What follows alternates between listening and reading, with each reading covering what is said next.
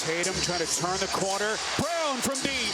He buries it. Tatum and Brown, the two stars, trying to get it back to Boston and a potential 3-1 lead. And Tatum and Brown combining for 60 points as the Celtics get the win 109-102, taking a 3-1 series lead. Tom Giles, Scal, Eddie House here with you on Celtics Postgame Live.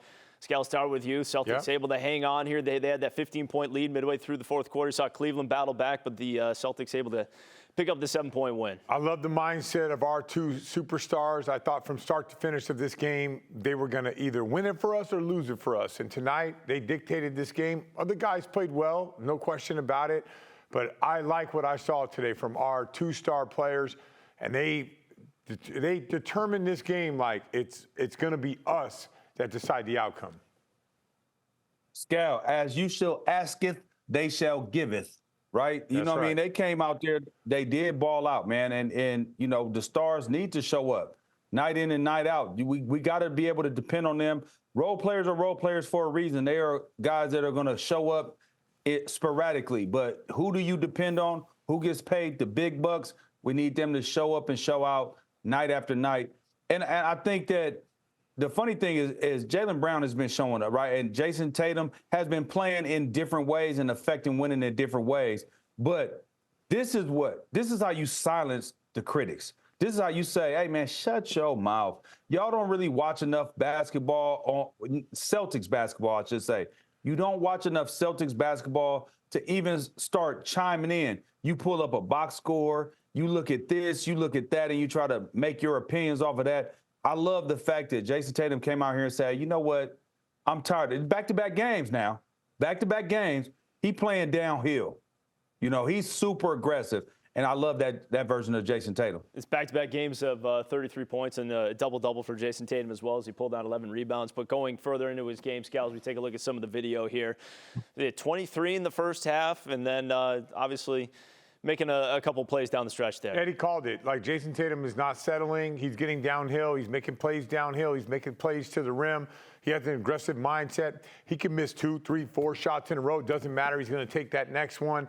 And that's what a true star does. When you're trying to win a championship, you understand it's an uphill battle from start to finish. And I just thought, like, the mindset of him in these games, everyone's going to be all right.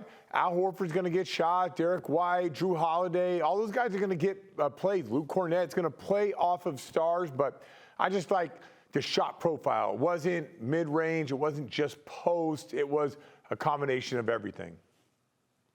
Scal, let me ask you this. Have you ever seen somebody be the leader in the game leader in rebounding and not be aggressive? Have you ever seen that? You're not aggressive. Like, yeah, I mean, like getting aggressive to score? No, not to score. I only care about buckets, just aggressive. Eddie. I care about buckets. I know. Come on, man. You know what I'm talking about. You can't get a rebound unless you're aggressive, right? Yeah. And so is Jayson Tatum's strong suit rebounding? No. What's his strong suit? Scoring. So when you see him lead the team and lead the game in rebounding, that let me know his aggressiveness. That let me know that he locked in. And if he carries that part to his offensive game like he has, and I don't even care about 11 for 25, somebody might be like, well, you know, he shot under 50%. I don't care about that. I care at the fact that he going out there and he's trying to do it. Even right there, that trying to go dunk on him, I love that. And to me, it all starts from the mentality. His mentality is I'm aggressive, I'm getting downhill, I'm trying to attack the ball. The most important thing in the basketball game, in any game, is possession of the ball. And I think that when you look at what he's done the last couple of games, whether he heard it from people or whether he just said, you know what, enough is enough, I need to go to work because I don't want this series to go too long.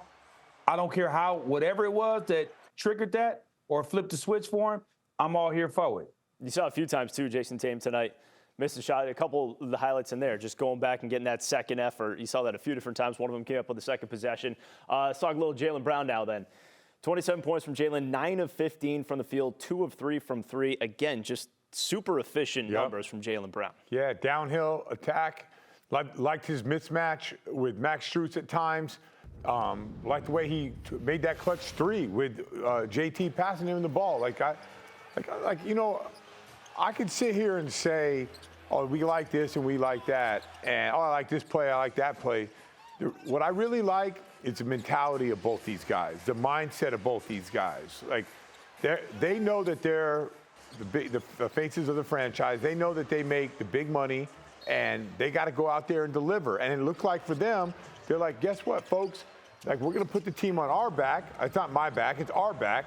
And we're going to get us to where we need to go. We're going to make plays, not just on the offensive end, but also on the defensive end. Well, I'll say this about Jaylen Brown. I feel like his understanding of the game, when to pick his spots, when to get his money, when to get downhill, when to take a shot. Also on the defensive end, how he plays on the defensive end and what he provides there. Whether it is being a disruptor, sometimes don't even show up on a stat sheet. But if you're watching basketball with your eyes open and really watching the game, then you say, that was disruptive right there. To me, I like just how he picks his spots. He's not forcing it. He just plays the game of basketball. To me, what it shows me is that he has evolved, not only with his physical game, but the mental game of basketball. Because, Scal, you could attest to this. Basketball is not only a physical game, it's a mental game too. And the ones that are great at it are great at both.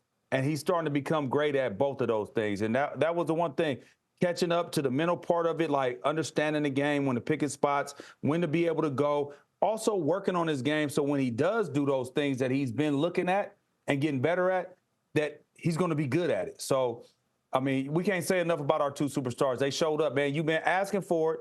You know what I mean? What they say, be careful what you ask for. Yeah. But, hey, we wanted it, huh? Yeah, we definitely, we wanted it, we need it, because not just for this series, we can beat the Cavs with those guys being just all right, but we're not going to beat the Nuggets or the Minnesota Timberwolves with those guys not being superstars. Facts. And back-to-back nights, those guys were superstars. You also saw there's a good moment there after Jaylen Brown hit that three. Jayson Tatum, pop, just hit him like right in the chest there. He was pumped up, man. Jaylen, maybe got him a little too hard there by the reaction to Jaylen.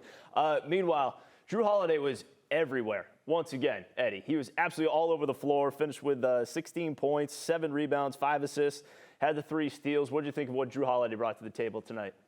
I thought what he brought to the table was the scoring that we have been, and this is the thing. This is the reason why we got a guy like that. Okay, so D. White hasn't scored the last couple games, but who has? Jrue Holiday. The games that D. White was scoring, Jrue Holiday wasn't there. And we were saying, where's his scoring at? I mean, you know, everybody started talking about people money. They be pocket watching. Oh, man, we gave him this extension. Why he ain't scoring? But it's always at the right time. And I said it this whole time that it's going to be games that Jrue Holiday affects. He might not be the very best player on the court, but he did a lot of the best things in other areas. And to me, Jrue Holiday, again, showing up and showing out at a time we need him. When D. White was struggling, he picked up the slack. When Jrue Holiday was struggling, D. White picked up the slack. Give credit to Brad Stevens for constructing this roster the way he has, because this is the reason why they brought these guys here. Yeah, you saw a couple of times Derek White, I think he hurt his foot or something like that. He went back to the locker room.